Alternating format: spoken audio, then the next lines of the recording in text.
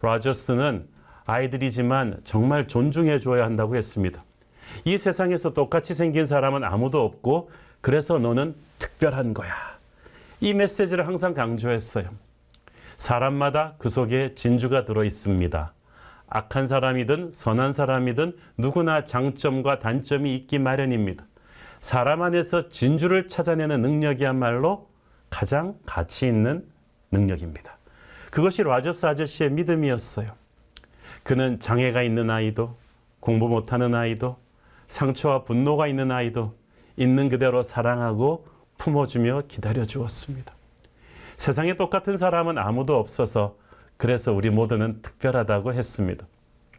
로저스는 자신이 대하는 모든 사람을 존중했습니다. 존귀한 자로 대해주었습니다. 어른이든 아이든 할 것 없이 그는 그가 마주하는 사람들을 있는 그대로 받아들이고 품어주는 관용의 모습을 보여주었어요. 예를 들어서 영화 속에서 미스터 로저스 씨 인터뷰를 맡게 된 에스콰이어지의 기자 로이드 기억하시죠? 아주 그냥 분노와 날카로움이 가득 찬 사람이에요. 왜냐하면 이분이 어렸을 때부터 가정을 내팽개쳤던 아버지에 대한 상처가 컸던 거예요. 그래서 에스콰이어지 기자가 되어서 유명인사 인터뷰를 할 때마다 굉장히 날카롭고 부정적이고 비판적으로 글을 씁니다. 권위에 대한 상처가 있기 때문이죠. 그래서 아무도 이 사람이랑 인터뷰를 하지 않으려 할 정도였어요. 그래서 로저스 씨를 인터뷰할 때도 항상 그랬던 것처럼 아주 날카롭게 접근했죠.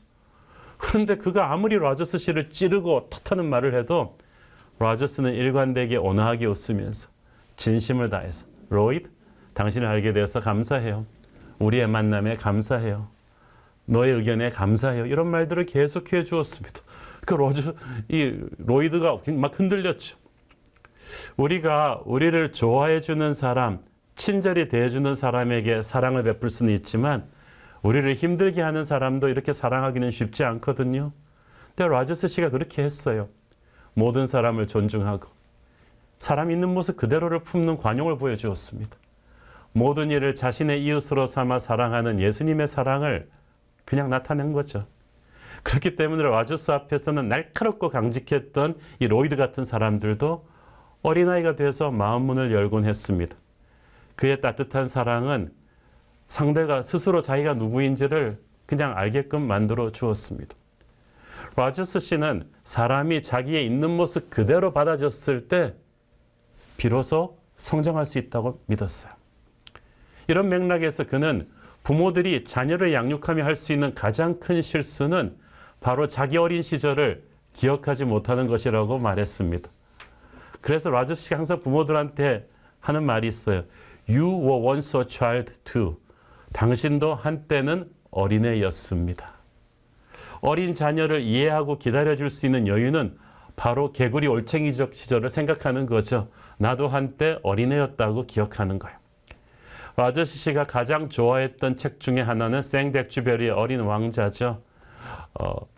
어른 안에도 항상 어린이가 있다는 것을 알라는 거예요. 내가 자녀의 나이였을 때 어떻는지를 떠올리고 자녀의 시선으로 바라볼 수 있을 때 로저스는 부모도 성장할 수 있다고 믿었어요. 자녀뿐 아니라 부모도 같이 성장해야 되는 거거든요.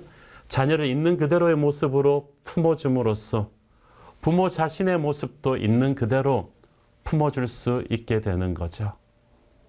아이의 눈높이에 맞춰줘야 하는데 그 말은 아이의 필요와 감정에 공감해줘야 된다는 뜻이기도 합니다. 로저스 씨는 이런 말을 했습니다. Be fully present to the child's needs and feelings.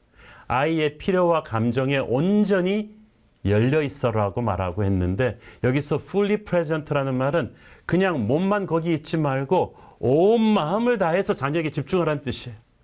그냥 마지못해 몸만 같이 있는 게 아니라 자녀의 감정과 필요에 온전히 집중해서 함께하는 거예요. 그래서 많은 경우 부모가 바쁘니까 애들이 뭐 얘기하면 그래 알았어 그러다가 나중에 부모가 자기 하고 싶은 말만 하죠. 공부해, 숙제해. 그것은 자녀의 감정과 필요에 집중하는 게 아니에요. 어린아이라고 해서 걔가 그냥 미숙하고 불완전한 존재라고 생각해서는 안 돼요. 그 아이를 온전한 인격체로 존중해줘야만 해요. 예를 들어서 로저스 씨는 부모가 이혼한 뒤에 힘들어하는 아이들의 감정에 깊은 관심을 가졌습니다. 대개 보면 이혼하는 부모들이 그 당시 미국에도 굉장히 많았는데 자신들의 상한 감정에만 집중하느라고 이혼이 아이들에게 주는 상처가 얼마나 큰지를 잘 모릅니다. 누군가가 아이들에게 엄마와 아빠 이혼했지만 두 분 다 너를 사랑하셔라고 알려줘야 된다는 거예요. 엄마 아빠가 이혼하고 함께 살지 않는 것은 네 잘못이 아니다라고 알려줘야 돼요. 엄마 아빠 인생에서 그래도 가장 좋은 경험은 네가 태어난 것일 거야 라고 알려줘야 한다는 거예요. 자녀가 부모의 가르침을 받아야 되는 존재임에는 틀림없습니다. 그러나 그렇다고 해서 자녀의 감정이나 생각을 함부로 무시하거나 열등한 것으로 여겨서는 안 되죠. 어린 한 영혼을 주님은 귀하게 여기셨습니다. 어린아이가 내게로 오는 것을 막지 말라고 하셨습니다. 이렇게 아이를 존중했던 예수님의 모습을 우리는 라저스 아저씨를 통해 보게 됩니다. 어른들의 필요에 함부로 뒤로 밀쳐진 아이를 보시고 그 어린아이를 스테이지로 초대해서 그 어린 영혼의 영적인 필요를 채워주신 예수님. 라저스는 그 예수님의 마음으로 아이들을 섬겼어요. 우리도 그 마음으로 우리의 자녀들을 함부로 대해서는 안 될 것입니다. 우리가 서로를 존귀하게 여길 때 우리는 우리의 시간과 열정을 투자하게 되죠. 라저스는 자신의 소중한 이웃들에게 시간과 사랑과 열정을 투자해 주었습니다. 라저스 아저씨를 만났던 모든 사람들은 유명한 대통령 또는 가난한 청소부 할 것 없이 한결같이 이렇게 얘기했습니다. 라저스 씨는 저를 세상에서 가장 중요한 사람으로 대해주셨습니다. 이 라저스 아저씨의 어두운 면을 좀 캐내기 위해 접근했던 에스콰이어지 기자 로이드는 항상 이렇게 생각했어요. 카메라 앞의 사람과 카메라 뒤의 삶은 다를 것이다. 유명인들은 다 이중적이다라고 그 이중성을 캐내기 위해 접근했는데 그걸 알면서도 라저스 씨는 이 로이드 기자를 존중해 주었습니다. 나는 당신의 현재와 미래를 위해서 투자할 거예요. 그 말을 했습니다. 우리는 우리의 자녀의 현재와 미래를 위해 투자합니다. 여기서 현재와 미래에 투자한다는 말은 자녀가 나중에 명문대 들어가고 유명한 의사가 되고 변호사가 되는 이런 외향적 성취를 위한 투자를 말하는 것이 아닙니다. 아무리 아이가 공부를 잘하고 명문대 들어가도 이 아이가 정서적으로 영적으로 성숙하지 못한다면 우리는 그 아이를 세상에 잃어버리고 말 것입니다.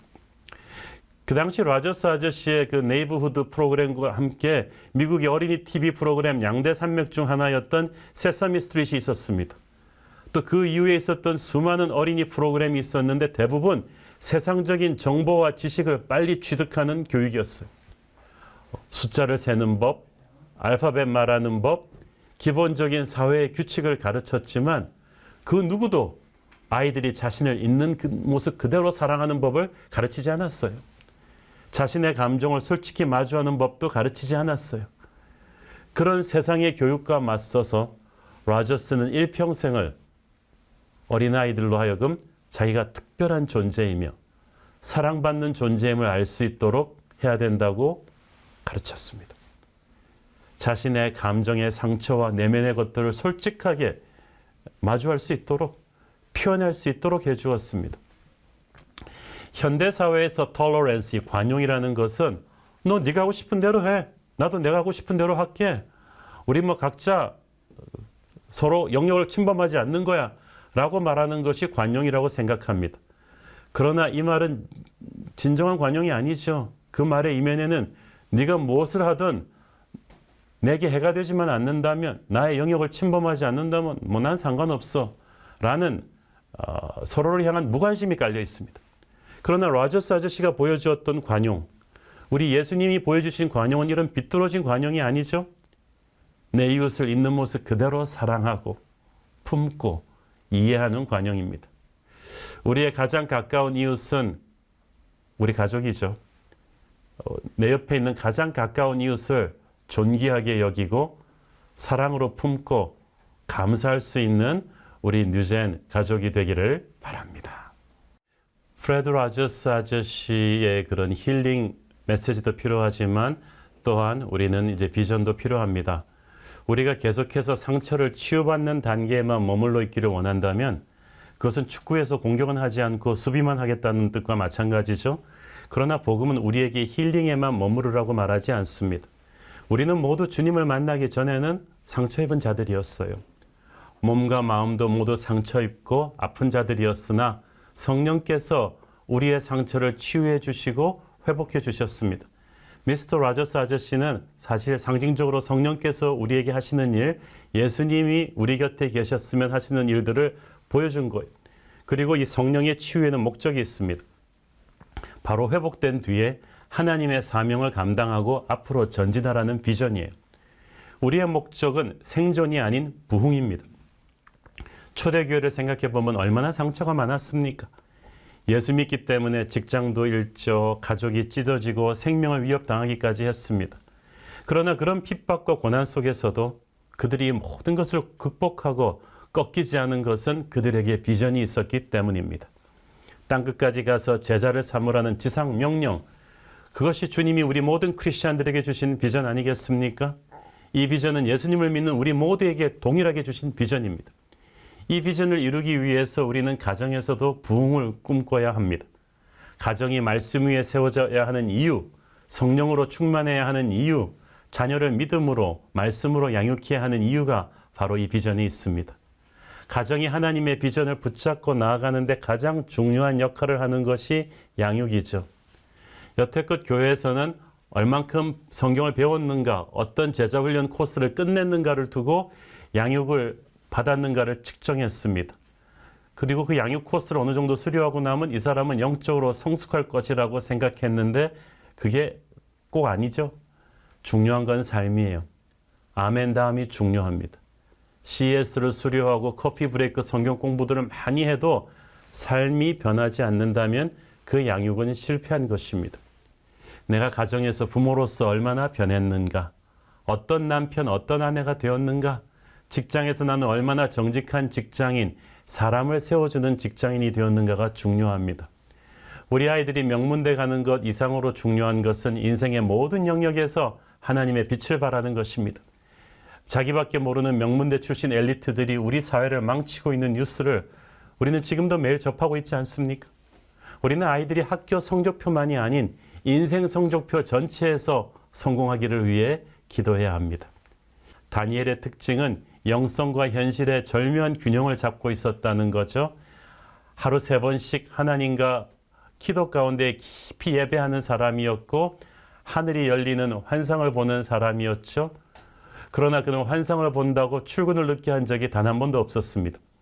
그가 자신에게 맡겨진 일을 소홀히 하거나 책임감을 조금이라도 허술히 했다면 쟁쟁한 인재들이 넘치는 바벨론과 페르시아 왕궁에서 어떻게 살아남았겠습니까? 많은 크리스천들이 신앙생활을 오래 했음에도 불구하고 현실 속에서 책임감 있는 크리스천으로서, 정직한 직장인으로서, 구성원으로 잘 살지 못합니다. 병든 신앙은 현실 감각이 떨어지는 신앙입니다. 그래서 이단들이 성도들에게 현실을 파괴하는 요구를 많이 합니다. 직장도 가정도 막 팽개치라고 하죠. 그러나 하나님께서 다니엘에게 요구하셨던 영성은 균형 잡힌 영성이었죠. 현실과 신앙, 영적인 세계를 다 붙잡아야만 합니다. 미스터 라저스 아저씨를 보십시오. 항상 하나님과 교제하고 기도하는 사람이었지만 동시에 하루 종일 아주 성실한 시간 관리로서 현실 삶에서 모두에게 하나님이라는 말을 노골적으로 하지 않고서도 하나님의 살아계심을 몸으로 선포했잖아요. 이 시대 다니엘처럼 그는 현실과 영적인 세계의 밸런스를 잡았습니다. 다니엘은 또한 자기의 옷깃이 스친 모든 사람들을 감동시켰습니다. 그들에게 축복의 통로가 되어 주었습니다. 미스터 라저스 아저씨가 그랬잖아요. 만나는 모든 사람에게 축복을 나누어 주었습니다. 저는 다니엘처럼 균형 잡힌 신앙으로 나만 성공하는 사람이 아니라 다른 이에게도 축복의 영향력을 주는 거룩한 인플루언서로 세워지기를 바랍니다. 우리 아이들이 그렇게 돼야만 합니다. 자기만 성공하면 엘리트지만 남을 성공시켜주면 리더가 되죠. 다니엘서 끝부분에 보면 많은 사람을 옳은 대로 돌아오게 한 자는 하늘의 별과 같이 빛날 것이라고 했습니다. 다니엘이 바로 그런 리더였죠. 그래서 우리 뉴젠 주일학교 선생님들을 우리가 별빛 교사라 그러잖아요. 아무쪼록 우리 자녀들도 다니엘처럼 미스터 라저스 아저씨처럼 자기가 속한 환경에서 이 360도 리더십을 발휘해서 교회에서나 직장에서나 상사에게나 동료들에게나 친구들에게나 또 자기가 거느릴 사람에게나 가정에서나 축복의 영향력을 미치는 그런 멋진 인플루언서들이 되기를 바랍니다. 이 세상은 너무 경쟁적이고 너무 가식적이고 너무 날카롭게 사는 사람들로 가득 차 있어요. 그런 피곤한 세상에서 프레드 라저스 목사님이 남긴 영적인 유산은 지금도 큰 울림으로 다가옵니다. 하나님을 믿는 부모들도 자녀 교육에 있어서만은 세상적인 방법을 따르는 경우가 너무 많습니다. 아니 거기다 한술 더 떠서 하나님의 힘을 빌려가지고 세상에서 성공해 보려는 경우가 대부분이죠. 그러나 하나님의 자녀가 된 것 자체가 이미 가장 큰 성공입니다.